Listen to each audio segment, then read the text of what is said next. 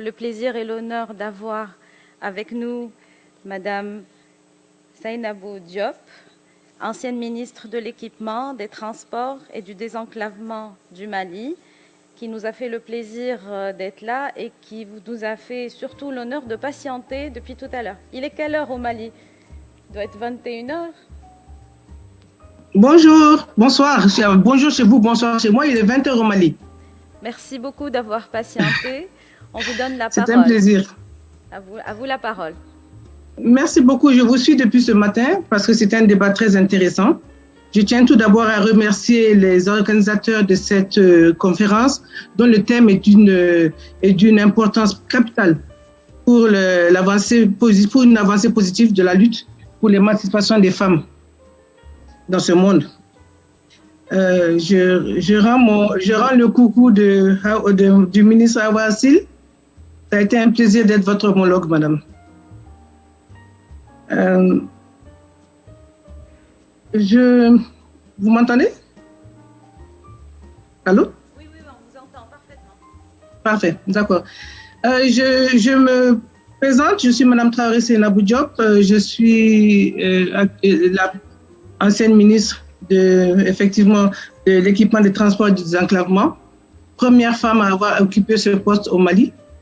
Je suis un peu dans la même ligne que Madame Hawa Assil. Nous sommes les premières à avoir occupé ce poste qui avait toujours été dédié à un homme. Donc, vous pouvez imaginer que ma nomination a été un tollé au Mali. Mais bon, on en reviendra. Le Mali est un pays en Afrique de l'Ouest, pays qui a 1,240 millions de kilomètres carrés, avec environ 21 millions d'habitants de majorité musulmane. C'est un pays enclavé, entouré de 7 pays, dont le Sénégal, bonjour madame l'ambassadeur, la Côte d'Ivoire, bonjour madame, le Burkina Faso, le Niger, l'Algérie, la Guinée et la Mauritanie. La langue officielle est le français et il est indépendant depuis 1960. Mais étant donné que je n'ai pas beaucoup de temps, je vais directement aller à mon exposé parce que j'aimerais quand même vous donner la situation du Mali en considérant ce qui concerne la lutte pour les postes de responsabilité, j'allais dire, dans les hauts postes. Au Mali, les premières heures de l'indépendance, de grandes figures ont balisé le chemin de la représentativité. Il s'agit de Hawa Keïta, la plus emblématique, pour son combat contre le système colonial. Elle était sage-femme de formation, elle est sortie de l'école de médecine de Dakar en 1931 et elle a présidé en 1956 l'intersyndicale des femmes travailleuses d'Afrique noire. Vous voyez déjà où est-ce qu'on en était. Hawa Keïta a été la seule membre femme du bureau politique de l'USRDA, et l'USRDA qui était le parti politique majoritaire qui avait le parti de Feu Modibo Keïta, le premier président du Mali.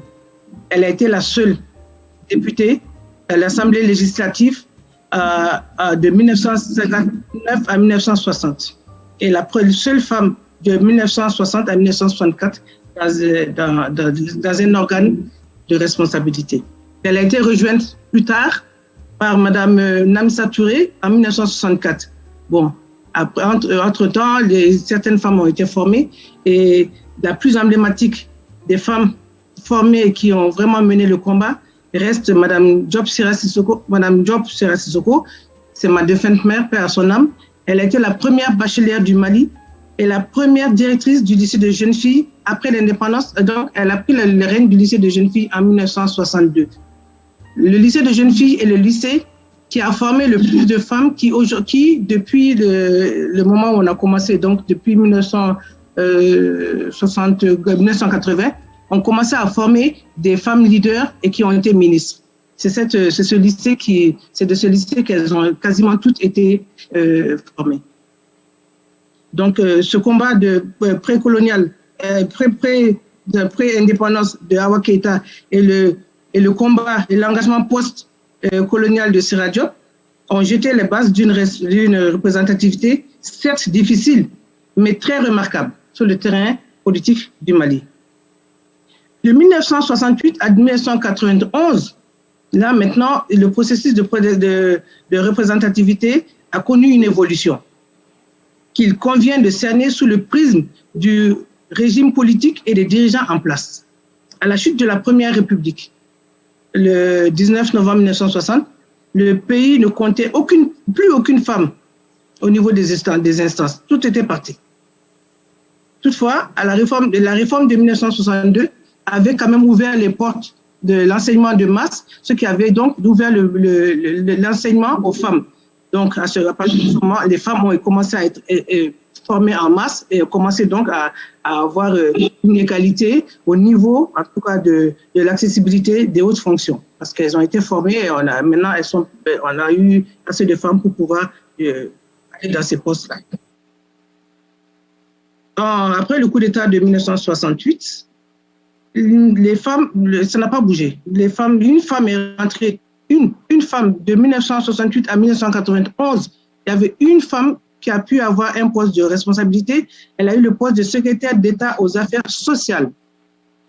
Donc, un poste sur mesure pour une femme, 1960, elle est restée secrétaire d'État.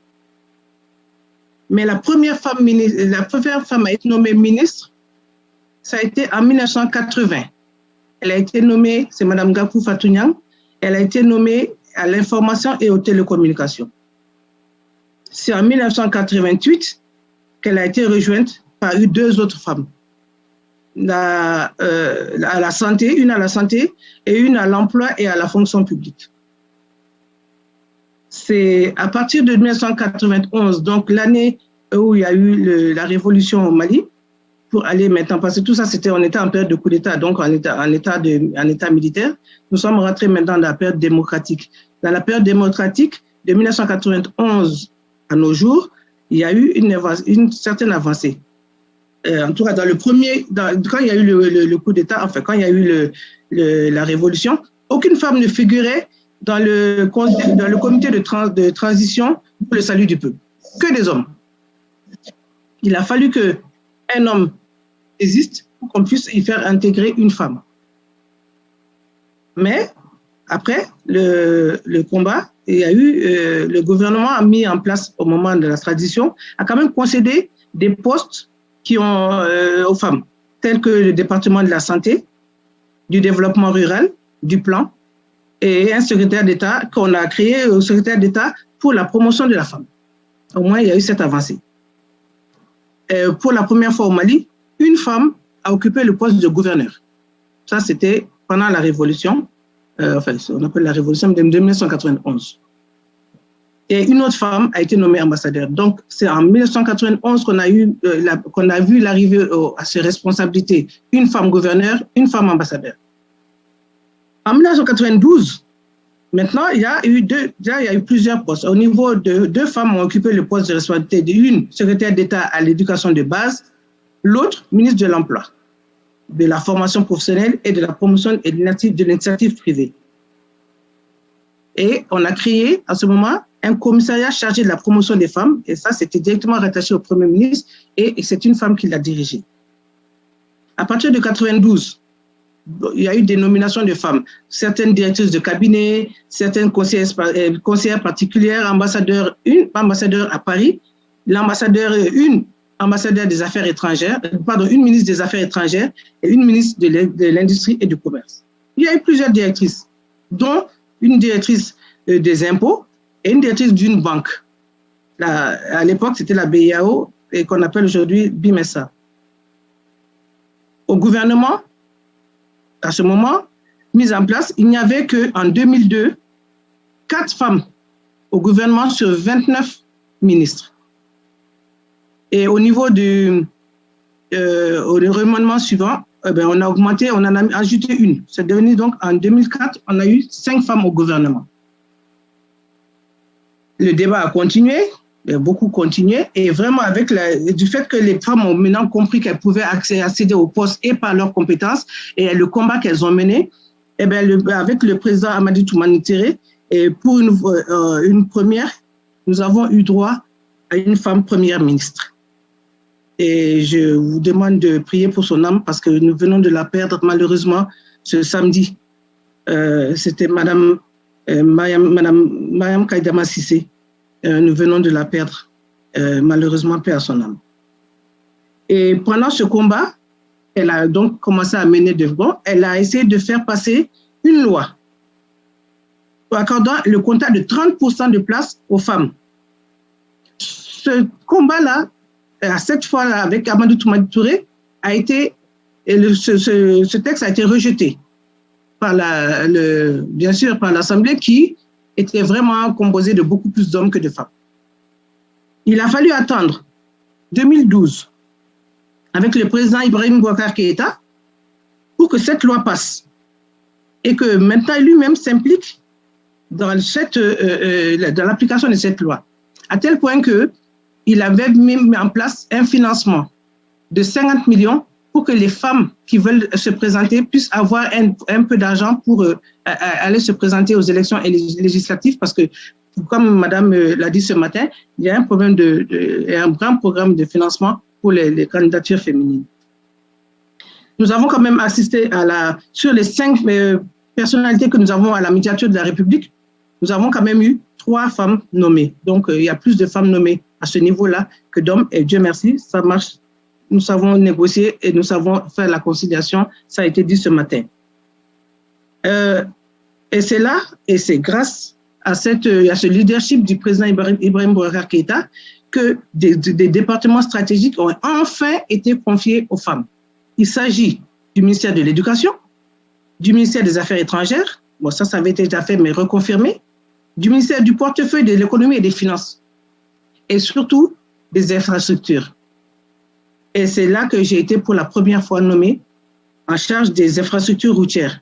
C'est un poste prisé par les hommes et ils ne m'ont fait aucun cadeau.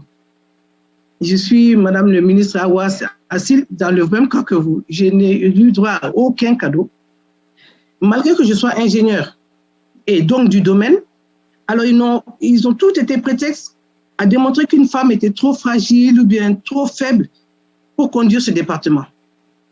Donc, il a fallu que je mette des souliers d'homme, effectivement, pour pouvoir leur montrer que je suis sortie de la même école d'ingénieur qu'eux, et maintenant même avec une mention supérieure à la leur. Donc, ça a dû les calmer un peu. Bon, j'ai quand même réussi à faire 4 ans. À chaque remaniement, il y en a eu 4 pendant que j'étais au gouvernement. Ils juraient que je sortais. Mais le président de la République étant un homme sage, il a vu que j'étais en train de travailler. Et sous le fait de m'avoir laissé travailler pendant 4 ans, c'était un exploit, je peux dire, sur ce poste, parce que même les hommes qui étaient avant moi n'ont pas duré plus de 2 ans. Donc, j'ai fait 4 ans à ce poste et j'ai pu, et puis, on faisait tout pour les moyens étaient limités. Chaque fois que je demandais un financement, il fallait pinailler. J'ai quand même pu réussir à faire au moins plus de 300 km de route bitumée, ce qui était un espoir dans ce temps, plus de 3 ponts de grande envergure, plus de 1700 km de pistes rurales, sans oublier l'inauguration que j'ai faite avec Madame le ministre Awa Assil de l'administration et l'aéroport du Mali, le nouvel aéroport du Mali. C'est moi qui l'ai inauguré. Donc, j'ai fait beaucoup de choses, et à leur grand étonnement des hommes, ils ne pensaient pas que je pouvais faire tout ça. Mais il fallait, j'ai toujours, depuis que j'ai été à l'école et donc à l'ENI, j'ai tous les postes que j'ai eu à occuper, parce que ça fait 34 ans que je travaille pour l'administration, j'ai toujours été obligée de travailler plus vite, plus fort, et beaucoup plus que les hommes pour leur démontrer que j'ai le même diplôme qu'eux et je suis capable de le faire. Et malheureusement, nous les femmes, c'est ça notre problème. À diplôme égal, nous devons travailler au minimum 2 fois plus pour montrer la même capacité, sinon même plus, meilleure capacité.